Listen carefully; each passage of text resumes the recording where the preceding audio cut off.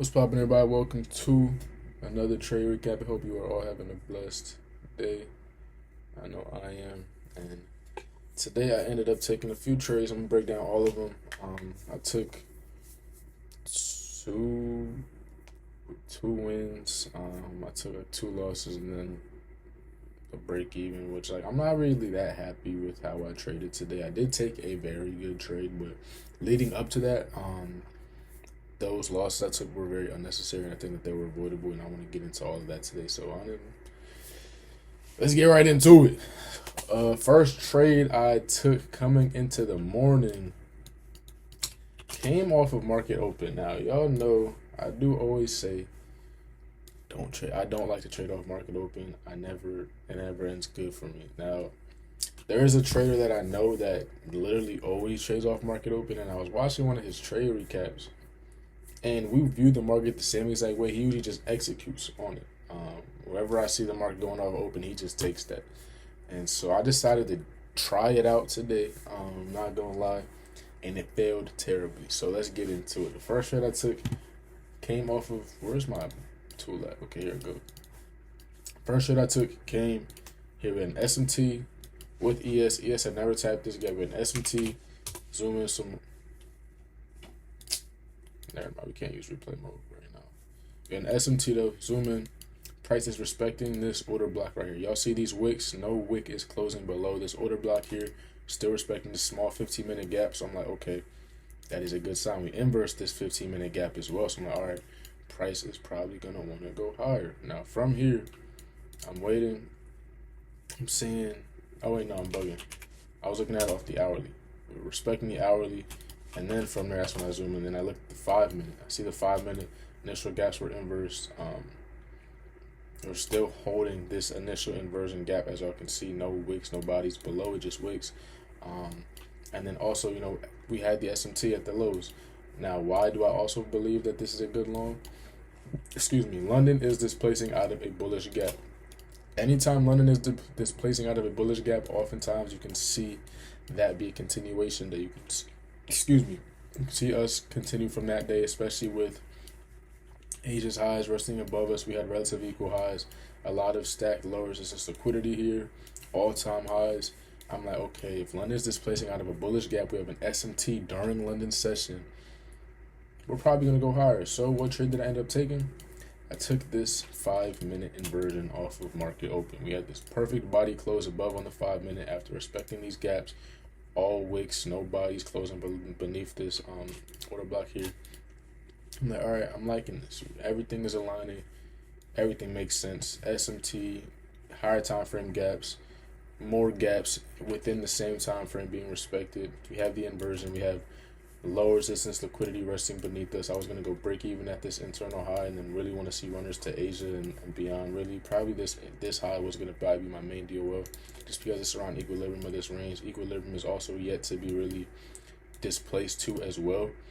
So to me, everything's checking off. I'm wanting to see higher. Now, as y'all can see here, it's not what we got. Ended up getting instantly stopped out on this. I'll show y'all literally just 2 candles stopped me out quick. What did I end up doing from there? Next trade I ended up taking, ended up coming on the internal time frame, which is wasn't the happiest about it. Ended up taking this. Where'd it go? Yeah.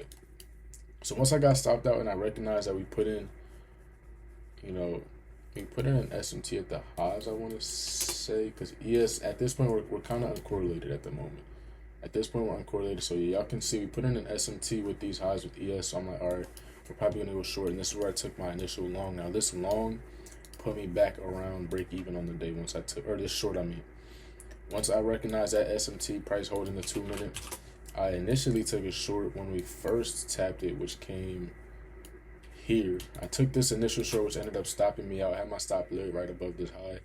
I got stopped out by a tick, and then once I recognized that, I ended up re-entering the short once we closed through this gap here with my stop above it. And as y'all can see, I got stopped again. So now I'm at 3 losses now. I'm at 3 losses. So I'm like, damn, but I do have very good conviction in this trade. And that loss was my 2 losses prior to the first one were de-risked. So I was only down, I So in my head, I give myself a percentage or like a dollar amount that I want to be down on the day before I walk away. I was only down.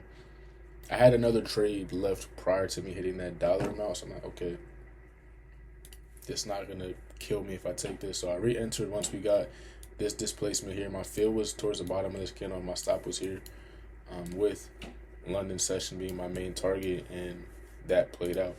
So from there, that trade ended up putting me back around break even on the day. And at that point, I'm kind of just watching to see what price is going to do from here. Now that we have an SMT at London low, I want to see if ES is going to come down and take London low as well. But I also recognize that we do have an unfilled 5-minute gap here. Now, why is this unfilled 5-minute gap so important? Actually, prior to that, once we tapped the 2-minute, we got this V closing back to the downside. I ended up entering this short as well. I want break even at this. Once we swept this internal low, I wanted to see price displace down to this 4-hour gap here that was untapped. Once we got that V shape out of the 2-minute, I got stopped at break even. Now, why did I get stopped at break even? Because price opened up on the 5-minute. Once I seen this 5-minute open up, ES was also starting to reverse to the downside. So once this 5-minute open up, I'm waiting to see it either get inversed or respected. If we inverse this 5-minute gap, I'm going to look to see the same exact thing from this morning. All this lower resistance liquidity here and beyond. We have a lot of highs. I'm going to look to see the same bias. Now, since we ended up respecting it, I recognize my A+ model came within this 5-minute.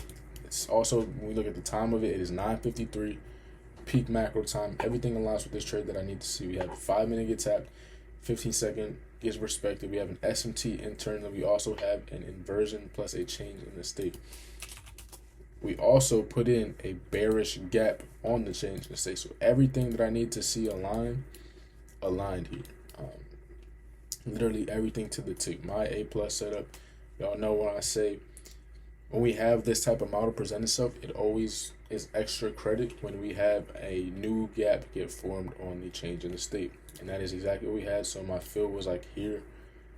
Stop was above that 30-second gap. I did not want to see price come back above that. And I'm just targeting internal lows. Runner to that unfilled gap. But main is this internal low here.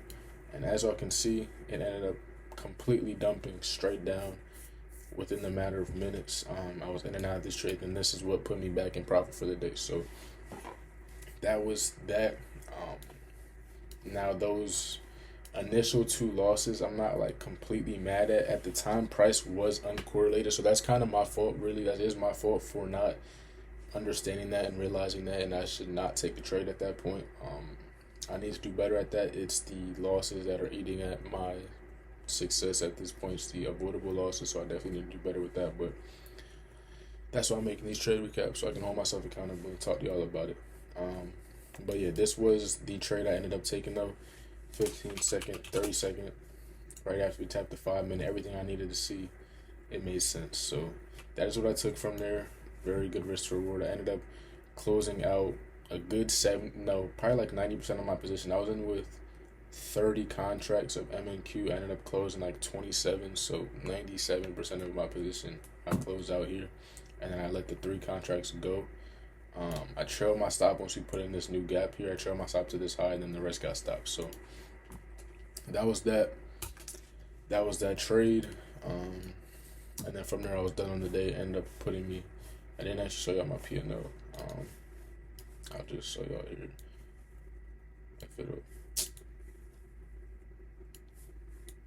If I can even show y'all without showing my stuff, my bad.